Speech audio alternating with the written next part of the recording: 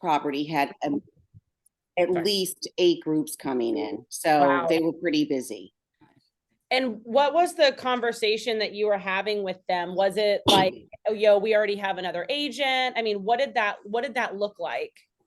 Well, I didn't do them, but what I do my own open houses, and I did one a few weeks ago that went under contract in just a couple days, and it was a mix. You know, I had buyers coming in with they had agents, and they weren't with them, or a couple came in with their agents, and a few were unrepresented. So it was a mix, and you know, the conversation was, it was all about interest rates, and you know, they were talking. So last weekend I had a lender at the open houses with the agents, just because I had those questions a few weeks ago when I was doing an open house, and I know that's what everyone wants to talk about. So I had a lender there, and just they're all asking what the market's doing, and right now what I'm seeing are buyers want to get a deal. They're coming in not at list price at all. Yeah. All right, Anna, you settled? Is Ashley on? Unmute, Anna.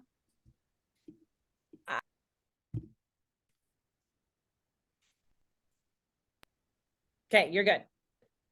Yeah, I'm here. Sorry, Okay. I think I was in the wrong room. Yes, I'm here. Sorry. My kids were a handful getting off of school this morning. All right, let's jump on in. Ashley's in the waiting room. She is in now. So we've got Anna Powell and Ashley Bomarito, and I am Allison Greco. And thank you all for being here. So let's dive on in. I am pitching you, Anna. Let's dive on in. Great. Where's Bomarito? I just got here. Here I am. Oh, hey. Hey. Yay. I know. I'm on filter time right now. That's called being late all the time. Being late, which is why I'm making you girls start the conversation so I can get inspired. Well, good. Okay, because I was here first. All right. So let's go. There you go. Well, so kind of the premise of what we were talking about and where this chat came from today is that there's so much attention around the media. It's so negative. It's not the stats of our markets. And so I just wanted to talk about what are the narratives that we're talking to our sellers and our buyers about. What information are we giving them to get them potentially over rates? You're never going to push someone past the rate if they don't have the motivation. So do they have to buy? Do they have to sell? And then give them the facts and the pricing to make sure that we're aligning with where the market is. Because I know right now, let's say if we feel a house is worth $450, if they say, oh, I'll price it at $425, I don't want to do anything. Well, no, you have to price it at $400 to not do anything. And hopefully at that price, it's going to move. It's not like before where we could throw something on the market and, it needs a little bit of work. Someone's still going to offer. No, you've got to really underprice that home by 10%, 15% to get people off their couch to buy it. So I just wanted to talk about different word tracks we're using in the spiel that I'm giving all my buyers and sellers. And a lot of it came from when we were at the conference in Vegas from Barry Habib, who works with mortgage loans. He's an economist, that kind of thing. And the fact is we've gained 35 million people since 2000, and we've lost 3 million homes. So we went from 300 million to 335 million in the market. And then we went from 4 million homes in 2007 in the height of the crash when we had such an oversupply of homes that pushed down all the pricing. And now we have about 800,000. So we have more people forming households than ever before, more people in their early 30s, getting married, buying homes together.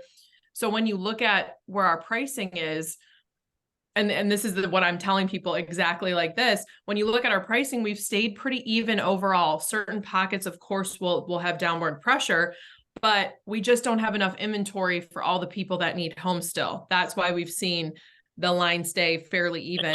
We're seeing 99%, 100% of list price, if that makes sense. Is that kind of where the narrative is with you, Allison and Anna? Because that's the spiel I'm giving everyone. Price and motivation in any market.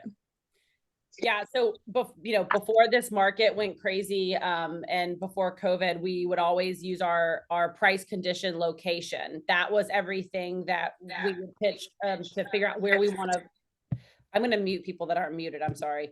To pitch kind of like how we're going to price a home. And then we added the motivation factor, right? Because as the market was shifting and when there was this unknown of what we were going to price at during COVID, you know, if you went too high, you might not get it. It was in that kind of like wonky space before the prices really jacked up. So then the script was price, condition, location, motivation. So we started adding motivation to say, look, if you're just throwing this on the market to see what you can get, then I want to meet you where you are, Mr. Seller, right? Now that is a little different because we're having to ask these people, why are you looking to sell? Because in our market, we're a little bit behind you guys. Typically, like we never saw that huge due diligence money or the $100,000 over asking. We never got there. And so markets are different and there's pockets. But Hilton Head, which is, you know, 45 minutes from us, they were very different. They experienced something very different than we did in Beaufort, right? And so I think what we have to do is we have to watch the market closely and be experts again. We left this market that took no skill and we're going back into the skilled-based market for us at least. And so what that means is that there are those unicorn properties that are coming on for us that sell like this. And honestly, when they're priced, they're overpriced. And we think to ourselves, gosh, that's never going to sell. And if you try to follow that same trajectory for a listing a few doors down, you might not get it because there was that pent up demand and the house had a better backyard. It had a 2-car garage. So this is where you really have to be the skilled agent and understand what your market's doing and like what the buyer pool looks like at that moment. So for us, I don't know if it's like this in Raleigh and like Fuquay, but it is up 1 week, down 1 week, up 1 week, down 1 week. And that's what's starting to create that that increase on days on market basically. But I will say we are still seeing pretty close. We're seeing about 98% of list price, which isn't terrible. When I first started, sometimes you'd get an average of 85% of list price, you know? So we're still in a really strong market. We have to train ourselves as agents to manage our own expectations in order to manage our sellers' expectations. Yeah, we have to change our mindset because if we go in believing something different, it's like we're going to put that on them. It's going to sell this weekend. It's going to sell next weekend. Like I'm telling everyone 30 days or more so that I'm setting that expectation lower so that if we get it before that, then we look like, oh yeah, we're doing the right thing. I literally on the way here, it's funny that you said up 1 week, down 1 week. And I just did it opposite in my hands. But I was just about to tell one of my sellers, a past client that bought last year that's thinking about relocating. I was going to tell her every 2 weeks is a new cycle. So it's so funny that you said that because we're thinking the same thing.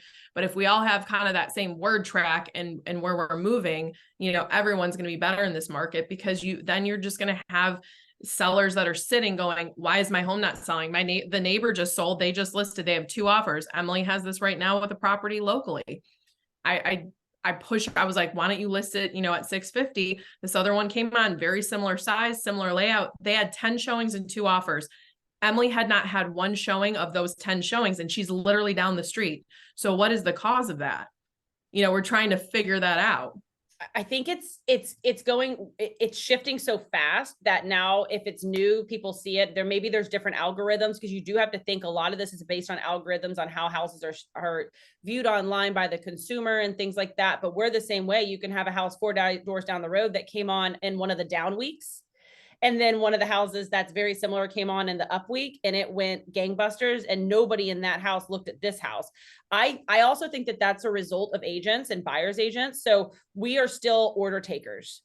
We went from being skilled agents to COVID agents. And what that means, in my opinion, is that we pick up the phone, you get the Zillow call, the client calls you on realtor.com, whatever it is. And it's, hey, I want to go see 123 Main Street. Great. When do you want to go see it? We're so good at setting the appointment and showing them the one thing they want that honestly, I'm going to use the word laziness. Sorry for the unpopular opinions, but we're not going in and saying, let's qualify them. Let's use LTP Mama. Let's understand what they're looking for and let's find them something and go above and beyond. It's not about just going and showing one house and then running home and putting your pajamas back on, right? It's about digging in, digging deep and saying, hey, Mr. and Mrs. Buyer, I know you called on 123, Main Street, but there's also 339 Main Street that's very similar.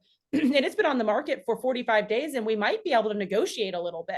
I really think it's that we as agents and as an industry got so used to not having to dig in because it was just fishing with dynamite. Get them in the car, show them a house, sell them that house, move on. And I think that that's where people are going to level up. And that's where the people are going to, that have the skill and have the patience to do that, are really going to like succeed in this market. I agree. And on the buy side for me, I'm telling people offer on it. Like, what would you pay for this house? I think that wasn't the narrative, and nobody wants to be offensive, but right now more than ever, I'm sorry if you're on the other side, if someone on this call is on the other side of an offer, I'm kind of being offensive. It just depends. Do we feel the home is priced right? You know, if it is, I mean, we're going in close to list, but if we don't, I mean, I just got one 3 days on the market, 25 under. I asked for 12,000 in closing costs. I got half and the price I wanted. So it's like, you can't be afraid. If you feel that's what the house is worth, that's where we're accruing days on market, because that house was not done. It needs a ton of work.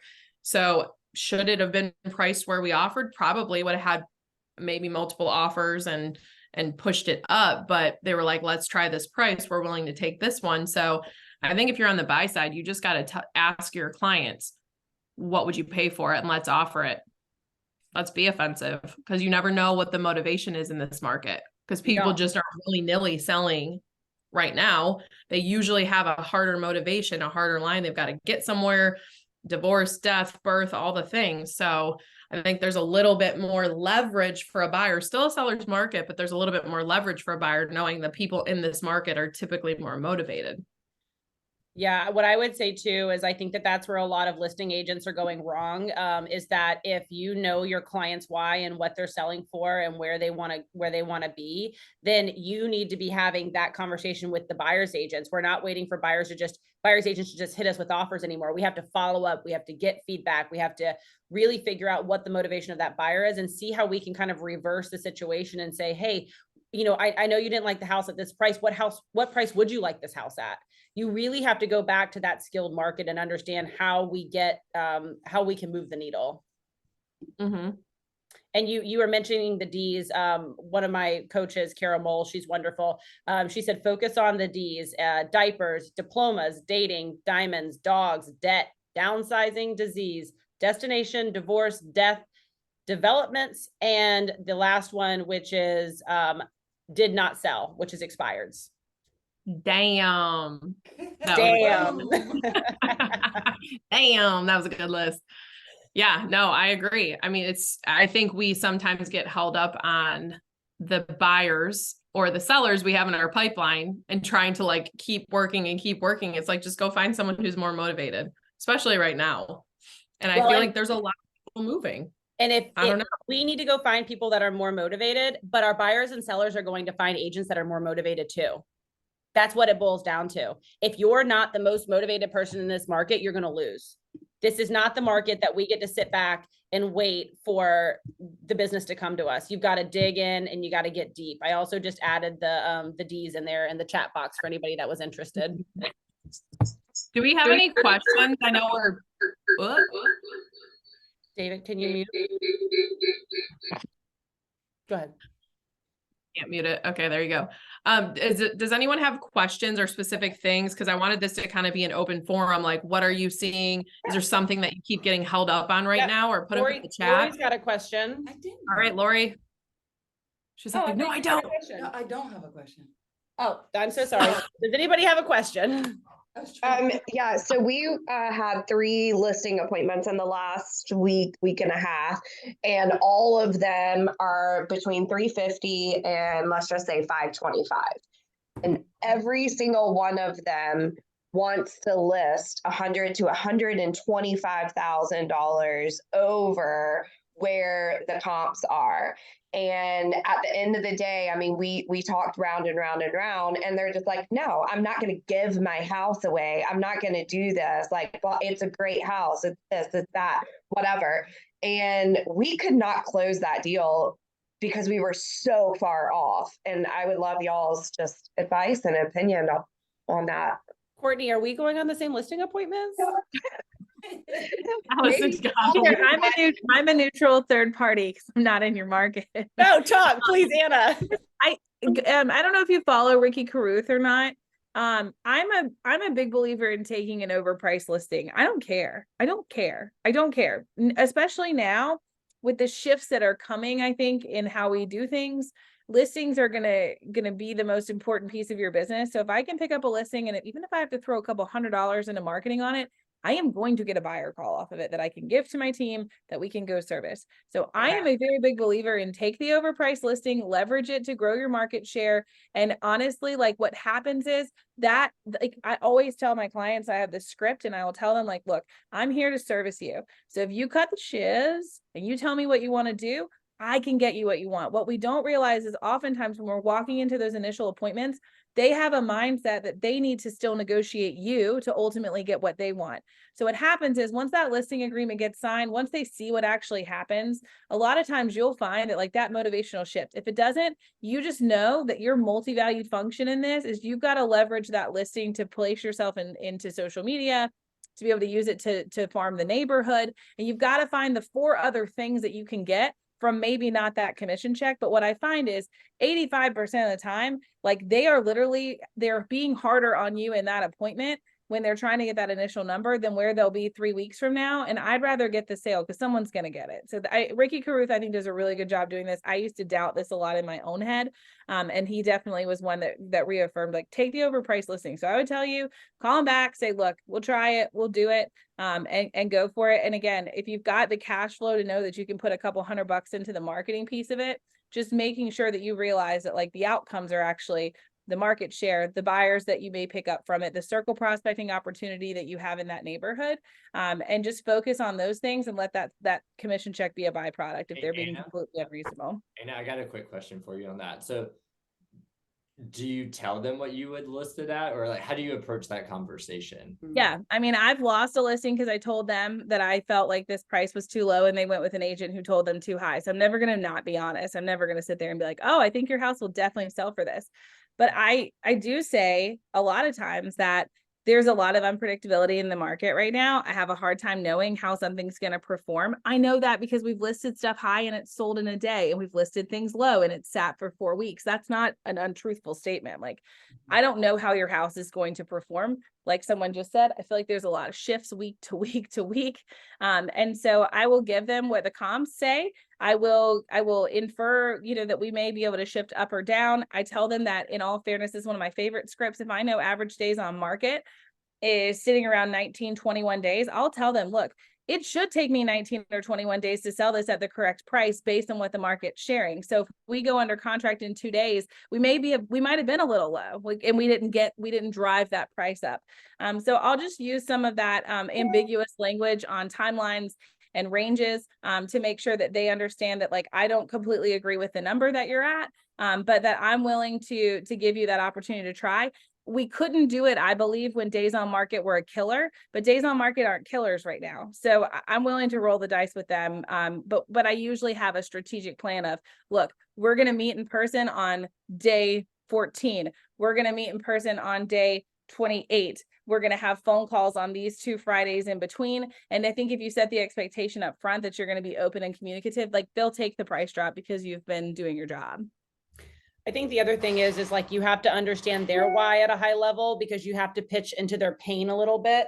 If you're not bringing in the pain factor for somebody that actually has to sell, because we're trying to find the people that have to do these things right now, then you are going to end up bogging yourself down with 35 listings that you took because you called the expireds and you did the things and you didn't set the expectation. Like Anna said, if you're looking at the multi-value function of it, to understand that I'm taking this $100,000 overpriced listing because I want to get 3 buyers off of it, great. Then you're not losing anything. You're only winning. If you're like me and all I want to do is get to the finish line on something, it's really difficult for me to have a listing sit, and I'm not helping the client get to their goal. And so if you talk to them and they say, well, we have to sell because, then like Anna said, if you're doing the communication at a high enough level and you're talking to them every Friday and you're meeting with them in person every other Friday, then if you know that their grandchild is in Wisconsin and that's why they're moving and they want to be there by Christmas, then it's like, hey, look, Anna, we sat down 3 weeks ago. I told you that the pricing, in my opinion, based on days on market for a motivated seller would be around $650,000. We agreed to set the price at $799 to see what happened. And the market is rejecting your home at this price. And so I'm here to just help move the needle and sit down with you and talk about what do you want the next steps to look like. If you're not getting showings in this market, it's not because the market's dead. I think we can all agree on this call, and I'd love for people to talk about this. But if you've got clients that need to buy and that really want to buy, like, they're out. We're showing houses. All of my agents have got people in their cars. So the messaging that the market is dead and nobody's buying because of interest rates is false. It's false. So the answer is that the market is rejecting your home at this price point, or it's the location or condition, right? So if you fall back on understanding that it's price, condition, location, and motivation every time, those are the 4 key components to figuring out how to get the home sold. I think what you were saying really like resonated with me, because I think for me, it's like, if I have a house that's on the market, I say it has to sell. That's why we put it on the market.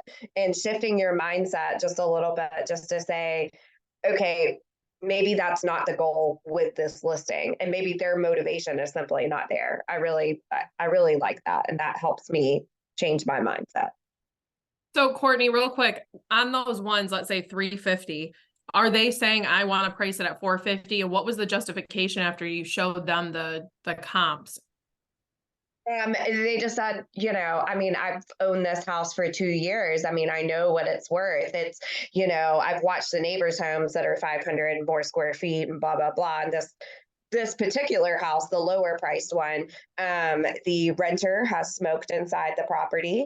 It is in disarray. We would definitely have to get the renter out. There's some things that we would need to do to get it on the market. And when I was telling him, either you can do these things up front or we can price accordingly, I mean, he was just completely distraught that I felt those things needed to be done, because he's like, I mean, you can't find anything in this price point, blah, blah, blah. So we sent them to active listings. Obviously, there are plenty of things at this price point. I haven't stepped foot in all of them to guarantee that they don't smell like smoke inside of them, but I can assure you that most of them do not. And so it was just, I think. What's his motivation? Does he have motivation to sell, or is it more like, I just want to sell? I've seen what these people are selling at. Because that seems like a not like realistic person, that they just really don't care. So I think that he thinks also, I can put a renter in this house and make good, which is true. In our market, we definitely need more rentals, and the price points for the rentals are extremely high. But the house also has a 22-year-old roof. It's got a 15-year-old HVAC, so like my that was, regardless, you're going to be putting money into this that is going to reduce your equity at the end of the day as well. So like, can we, do you want to be a landlord? Do you want to put a new roof on this house next year? Because insurance is going to be calling. Do you want the HVAC to go out next summer? And you have to, here's the prices of all of those things. You need to be prepared for that as a landlord, because he was telling me he didn't have the funds to have someone come in and ozone treat it and clean the house and do those things. If you don't have the funds for that, how are you putting a roof on? How are you doing an HVAC system? And how are you making sure that you are, as a landlord, are taking care of your renters? So did you ask that question? Oh, absolutely. You did? Okay. He said, I will figure it out. Mm-hmm. So, I mean, this is Victoria. And I mean, that was just one of a couple of them, but. Go ahead, Victoria. Sorry. Hey guys, good morning. Sorry, Ashley looks so pretty and I'm like over here with no makeup on yet. But anyway, I was going to say that I think at least, so I'm in the Charleston market, and previously we were doing things like waiving appraisals and coming in way over list price and those sorts of things. And I think sellers are still aware that that was what they could have been the benefactor of, except that that's not what's going on right now.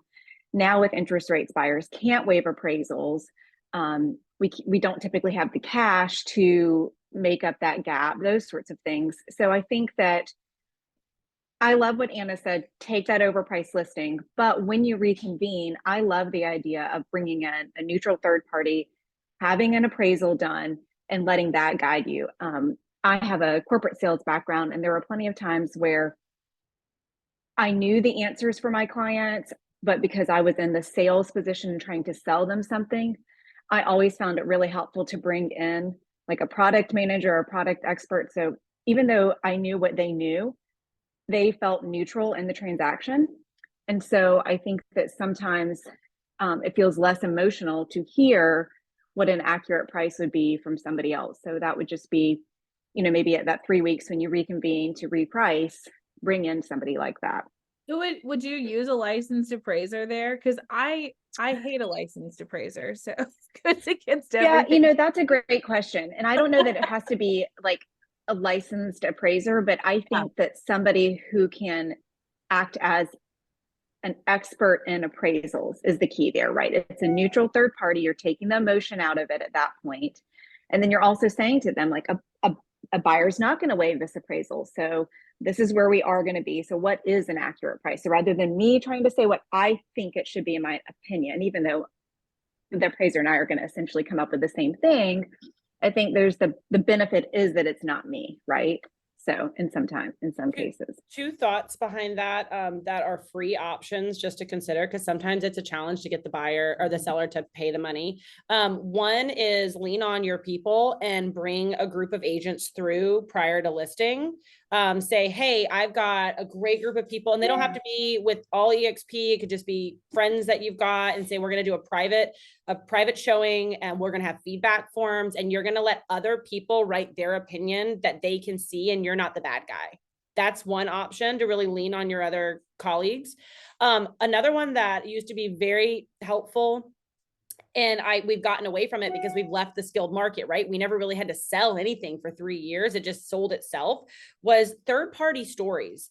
If you get really good at being that storyteller, and if you've watched Anna's, storyline yesterday and the coaching and all that good stuff, basically being able to say, I understand how you feel. I had another client that felt the same way. And what Bob and Cindy found was, right, the feel, felt, found script. It really helps them realize that somebody else went through the same thing. Somebody else was going to make the same mistake that they're about to make. And this was the result of it. So you can kind of show pain, and you can also show excitement through third-party stories without having to tell them, hey, Victoria, I know you want to list 100,000 over, but I know better, and it's a bad idea. But if you throw it into a third-party story, it makes them feel like, oh, wait, I'm in this with somebody else. You know what I mean? Somebody else went through the same thing. And sometimes it resonates a little bit better. So maybe practicing your scripts and turning them into the feel, felt, found script, or turning them into a third party story helps kind of get the message across without you being the bad guy.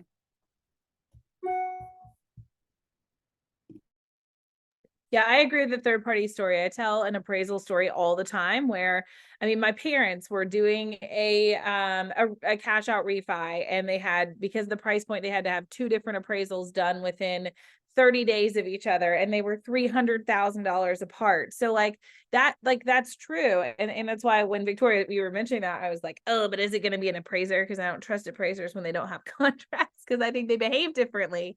And so I would say one other thing you can do is, if you're not on a team, you're an independent agent in a market, get 3 or 4 buddies and just have a system and say, I'm going on. You just kind of have to trust who you're working with. We do this within our team, but say, hey, I'm going on a listing appointment, or I'm looking at this house to help someone price it. Can you guys give me some input, right? Can you guys run some comps and help me? So find a buddy system, get a couple of people in there that are going to help you do some of that initial pricing. And then when you walk into that appointment, you can say, I've actually had, 3 or 4 other agents. Maybe you don't give the specific address. I know that's really hard. Maybe you give an area. I don't ever want clients to know that I've given out all of their information. But I like to say I've had other people look at this scenario, and here's some pricing options that also came up there. So find your buddy. So can we take that to the next question though, which is, are appraisers behaving differently? Because I am working with a buyer right now, and the initial contract, I thought the house was priced a little high. And so we came in where I thought was the correct price. And the seller would not even counter, like she wouldn't even entertain us or anything like that. So we came back in at list price, and the appraisal came in lower than even our initial offer. So $40,000 off. And this was on a 575 list price home. And my lender said that she's starting to see that more too. So I'm curious, like, so now the appraisers aren't kind of coming up to the contract. We're We seeing had here. we had the head of underwriting for Movement Mortgage on our call a couple weeks ago for our team, and it was really helpful. I've always used the script that I think an appraisal is a hurdle that we have to get through in the buying process. That's what it was for the last couple of years, because people wanted to buy. They were motivated by those interest rates. And this essentially was just a way for us to decide how much cash they were going to be able to keep in pocket and how much they were going to have to come out. That's all it was for the last couple of years. Like, to me, it served no other purpose. They were looking at data that was so far out of whack from what we were actually dealing with in real time that was my script. The script that I'm using now, which I thought was a really good one from that underwriter, he basically said, like, this is the only physical inspection that the lenders are getting to see what their collateral looks like. And I can tell you, with all of the things going on and the debt and the cramping, if you're not seeing this, you're missing something. There's a lot of tightening that's happening on loan products.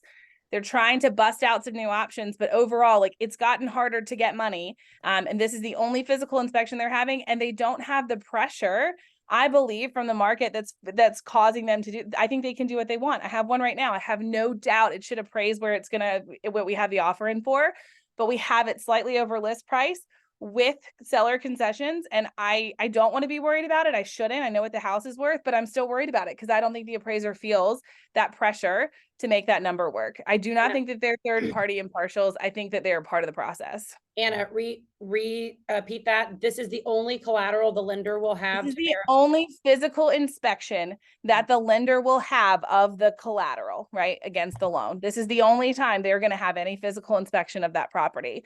And just because of what's happened in the past, I think you're going to see them start being more, you're going to see more repair things coming out. You're going to see them be tighter on value. So again, I think we're back to it being a hurdle. This is just a better explanation, I think, to make it a little bit more humanized for your buyers that may be struggling when those appraisals are coming in low and they didn't probably have to. Cool. Does anybody else have anything?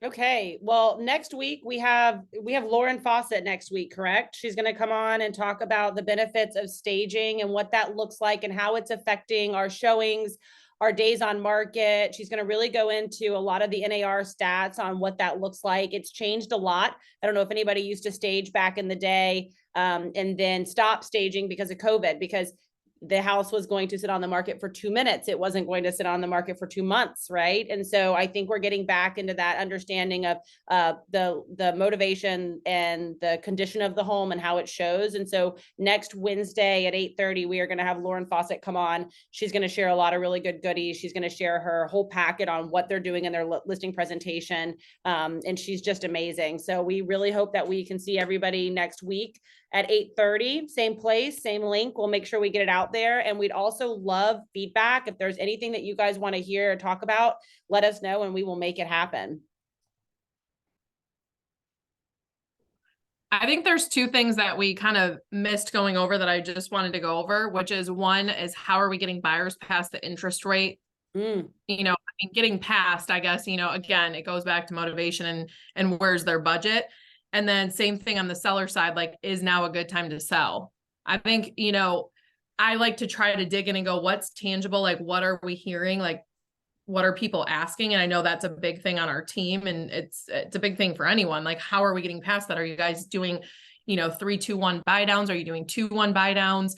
Even for the sell side, well, are you marketing, things that are sitting? Well, what are you doing for marketing? And are you marketing, buy down for the buyers or whatever it is? I know last year when in the crazy time, like when the market was shifting, Anna put something out like what a 2-1 buy down was, and her seller literally fired her because she felt like she was working for the buyer. And she's like, no, I'm giving you another tactic to sell your home. Like, we're trying to make sure that it gets sold. And they went with another agent, had to do a price reduction, and it sold where they thought it would. So whatever. But I think I'd love to hear what anyone else that's on this call is saying to buyers that are like, oh, the interest rates, what are you doing? I have to pop off, and I'm not a lender, but I think some of our lenders are on here. And I will say one thing that I did not know a year and a half ago when these were really popular, and I know now, the difference between a temporary buy down and a permanent buy down are really important to understand, especially as the messaging is coming out that interest rates are going to start ticking down. And we don't expect to see a major dramatic reduction in interest rates, but it's coming down, right? It's gonna give that confidence back to the buyer pool. When you do a permanent buy down, you put the money down, buyer or seller, the money goes down at closing, and you permanently buy down your interest rate. Okay. So let's call it 1 point. With a temporary buy down, let's say the seller gives $10,000 for a 2-1 buy down. What I didn't realize about this was that money, let's say the interest rates go down, it's great. You want to lock it in. So you refinance. Okay. A year in, you refinance. Well, you still have a year left of your rate buy down, right? You didn't use all 2 years of it. That money then goes down towards a principal reduction for you. It doesn't just poof, you don't just lose it.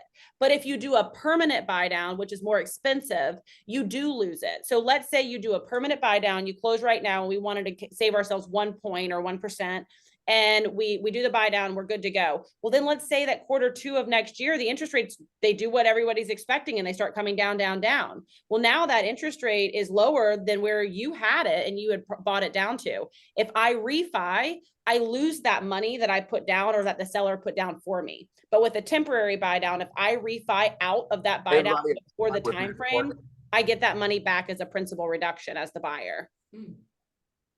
I just dropped a video that our lender did.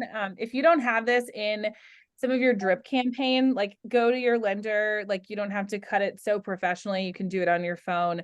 But if you don't have something in your drip campaigns on your buyers that are sitting in your CRMs and your database, I think you're missing a good opportunity. If there's something different about them hearing it from a lender. So I just sent this over so you guys can check that out. I think John does a great job explaining it in this video. If you don't have this collateral, go get a lender to shoot it for you.